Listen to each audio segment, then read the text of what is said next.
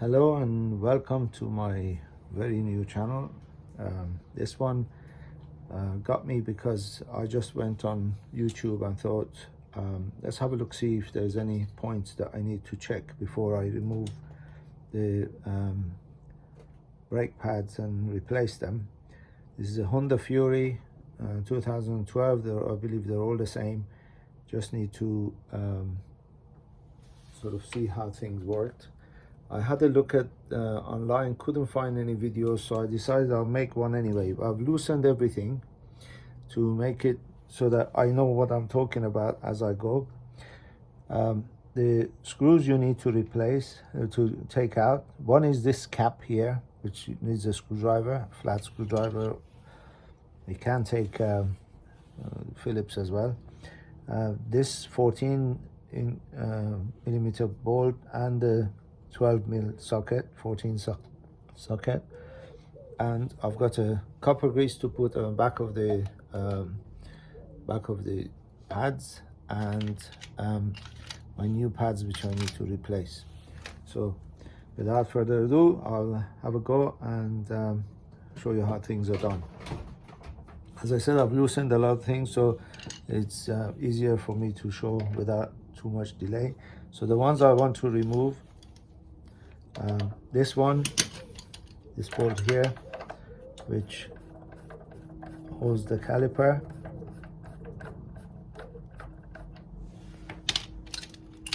the screwdriver for this cap down here could be tight, so do press it and take it out.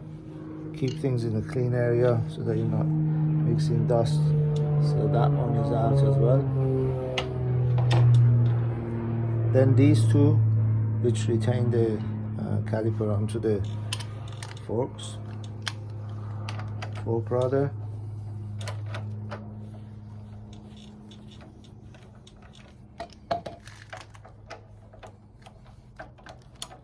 It's easier to remove it that way. Although the pads do drop off, it's better to take it out, and it's quicker to put the pads in the right places. So take these two out. As you can see, it all falls off. This plate here is to hold the pads and keep a pressure on them. The Allen key inside as well, should have removed it just before. I had loosened it, so it's not going to be a big deal, just taking that out. This holds the pads in place. And then check, you see, if you've got these plates on the back of the pads, it's always good to put them on.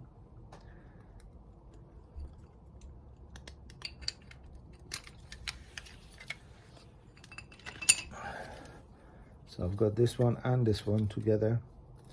Not sure what there are two, but I will replace two. Still, I'm going to put some copper grease on the back of this one to stop any squeaking happening, and copper grease on the back of the new pad. So put that there. Make sure you don't get any on the actual pad itself.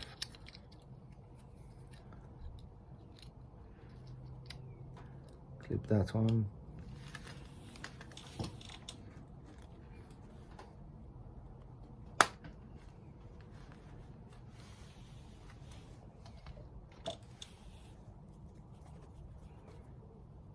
Okay, the plate I was showing you,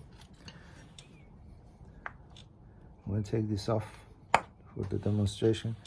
The plate I was showing you goes this way, and it clips on here where there is no notch on it. The other way it doesn't fit. Okay, doesn't fit that way, so it's better just works this way, goes in, and then what you do is you put your pads in. We'll put this one on first. I've pushed the pistons back, by the way, by putting the two pads together and using a screwdriver like that to push them back. So that's not a difficult thing. Use obviously the old pads, which you can hold them like this, doesn't matter how they sit. You put them on, you put the screwdriver and twist it, and it sends both the pistons back. So you've got space for the new pads as well as the space for the disc to go in between them. So here's my first pad. The other one with the plate on it goes on top. Then I'll put the retainer screw, which was the Allen key, 5mm Allen key. Need to press it a bit because that spring there that I put in holds the pads in place, not to make any banging noises every time you brake. So screw this in. Just to tell you a little bit about my background, I was a mechanic before, and then I got fed up with cars and got into photography. I'm not tightened this yet because I want to use it. Did photography for 27 years, and I'm still doing photography, but my hobby became motorbikes suddenly. Fell in love with them and got back on. I used to have a motocross back home in Iran, and I'm just going to push the pads further back if they go. Yeah. So these pads are sitting on notches on top as well, just to make sure they don't move around. So yeah, I got tired of cars, carried on, became a photographer.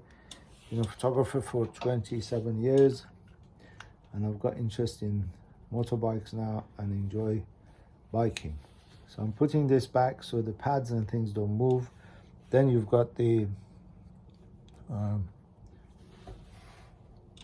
put this in between, put the disc in between the pads.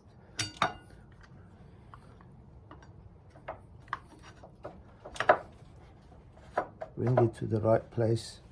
I'm only just putting them on and then screwing them on.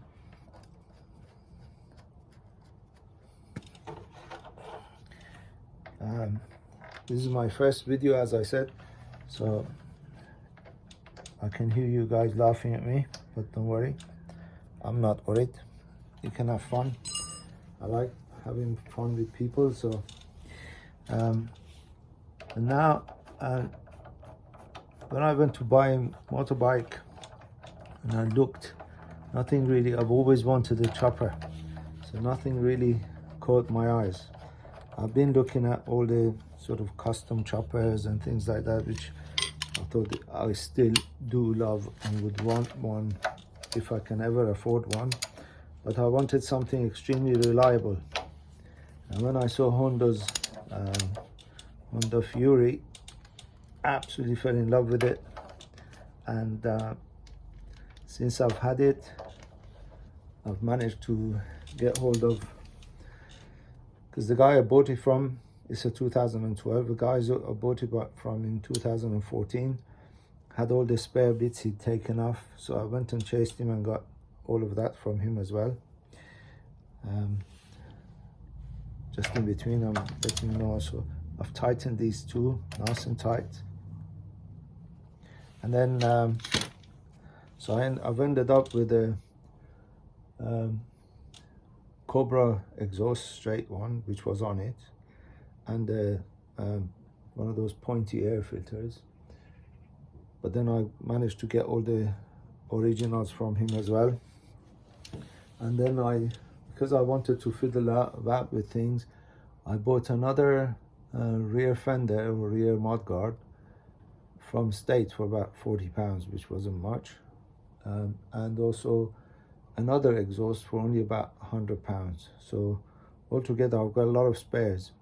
Recently I've just changed the front forks. I've added the 3-inch extensions to the front forks, and also before I bought 2-inch handlebar raisers. I'm on the Fury websites and things, Honda Fury groups, so you might see me out there. being a photographer, not only I like photographing, I like being photographed too. In my other life, I would have been an actor, as my father was in Iran. So make sure things are nice and tight.